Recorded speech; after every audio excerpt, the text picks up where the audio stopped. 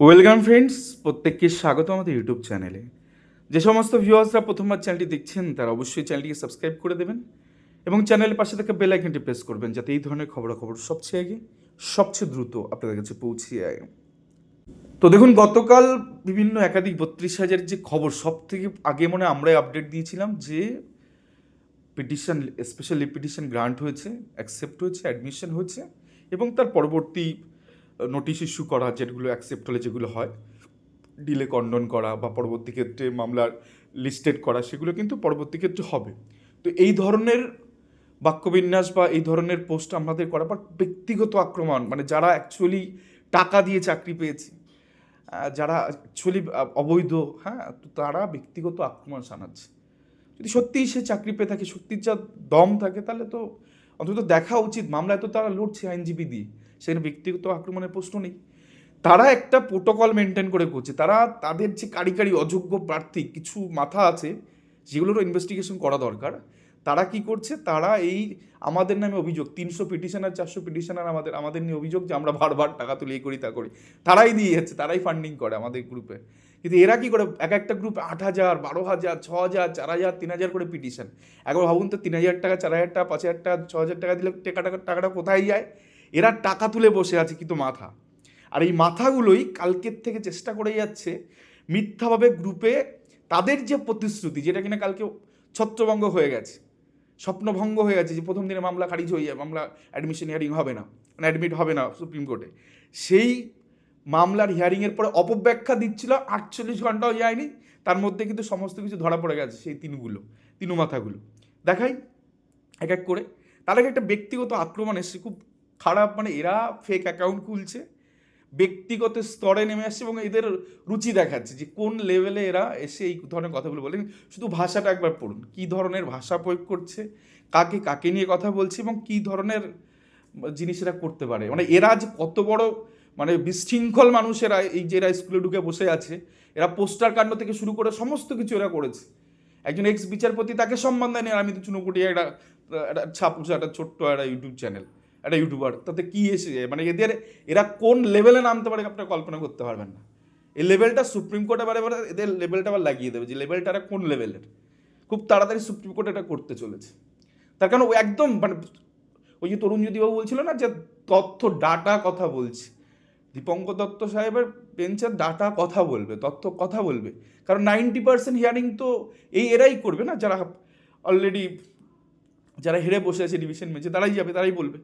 আমি যে এতগুলো কথা বলছি, এটা কিন্তু একটা গ্রাউন্ডের উপর করছি, কারণ অর্ডার আপলোড হয়েছে, হ্যাঁ, যে আমরা যে কথাগুলো বলছি সেটা সত্য, আর ওই মিথ্যাচার যারা করে বেড়াচ্ছে তারা অসত্য। কারণ দেখুন, সুপ্রিম কোর্টে একটা প্রসিডিংয়ে চলে, প্রসিডিংটা কি, যে সুপ্রিম কোর্টে এসএলপি গ্রহণ হচ্ছে কিনা, কিছু এলিমেন্ট প্যারামিটার ঠিক করা আছে, issue notice issue, then leave granted, tag with, এগুলো লেখা থাকে। এগুলো লেখা মানেই হচ্ছে মামলাটা মানে সাদরে গৃহীত হলো। আর যদি ডিসমিস লেখা থাকে, delay of condone, but SLP dispose of, এই ধরনের লেখা থাকলে তাহলে নিষ্পত্তি হচ্ছে বা সেটা শেষ হচ্ছে মামলাটা, এটা বলি। এর বাইরে কিছু হয় না, এর বাইরে হাফ হাফ। কালকে দেখলাম একজন গাড়িতে যেতে যেতে বলছে যেটা হাফ হয়েছে, মানে হাফ হচ্ছে, এর পরে আর হাফ হবে, মানে অ্যাডমিশনকে দুটো পার্টে ভাগ করে দিয়েছে। আমি জানি না, মানে এরাই তো মাথাগুলোকে পরিচালনা করছে। আর এরা যেটা করছে, আমি পরিষ্কার বলছি, সেগ্রিগেশন করা যেত, ভালো পিটিশনার নিয়ে স্পেশাল পিটিশন করা যেত। ধরুন আমি একটা ছোট উদাহরণ দেখাচ্ছি। দেখুন, কালকে এই ভদ্রবাবু, উনি কি করেছেন, উনি সুন্দর করে এটা দেখে ওনার মনে হয়েছে, ইনি মাথায় বসে আছেন, পরিচালিত করছেন অনেক অনেক গ্রুপ মেম্বারদের। আর তো সেখানে প্রচুর মেম্বার, মানে এতে হাজারো হাজারো মেম্বার, এবং সেখান থেকে টাকা তুলে জিনিসগুলো করা হচ্ছে।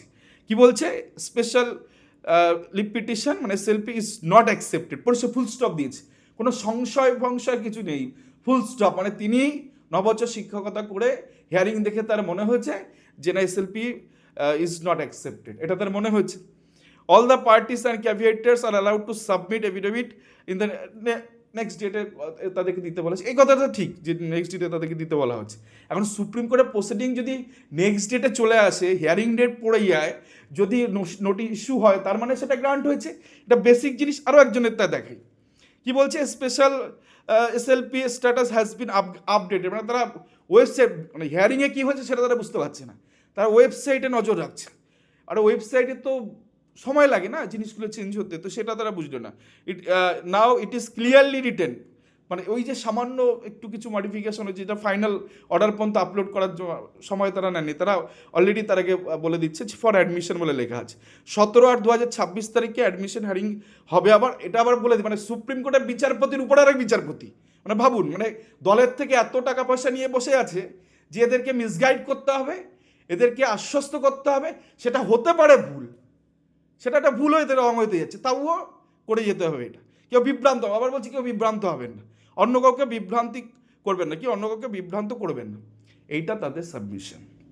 এবার একটু দেখাই ঘটনাচক্রে অর্ডার আপলোড হয়েছে।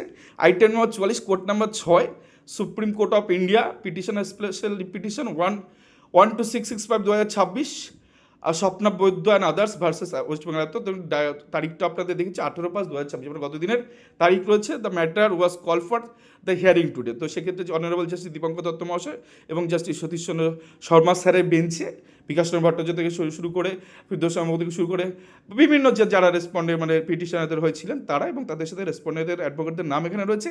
এবং কি আছে প্রথম পয়েন্টে আপনাদের বলে দিই, কালকের থেকে যারা মিথ্যাচার করেই যাচ্ছিল, তো সেক্ষেত্রে প্রথম পয়েন্ট কি লেখা আছে, permission to file specially petition is granted, অর্থাৎ permission to file SLP is granted.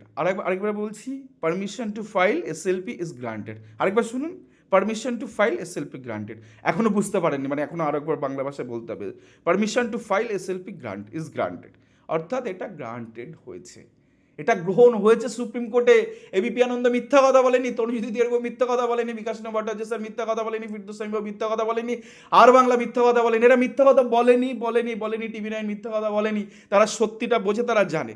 আরও খতরনাক কি এখানে ঢুকেছে, ডিলে কন্ডন, অর্থাৎ যে কটা ডিলে ছিল, অ্যাকচুয়ালি ডিলে ছিলই না, সেহেতু যদি ওই কয়েকটা দিনের জন্য ডিলে হতে পারে, ডিলে খণ্ডন করে দিয়েছে, নোটিশ ইস্যু করেছে, অর্থাৎ ইস্যু নোটিশ, এক্ষেত্রে প্রত্যেক পার্টিকে নোটিশ ইস্যু হয়েছে, এবং তার সাথে কাউন্টার এভিডেভিট, যা আজকে পিটিশন তত্ত্বে যে এভিডেভিট দেওয়া আছে তার কাউন্টার এভিডেভিট মানে সেক্ষেত্রে ফাইল করার জন্য বলা আছে এন্ড অফ জুলাই 2026।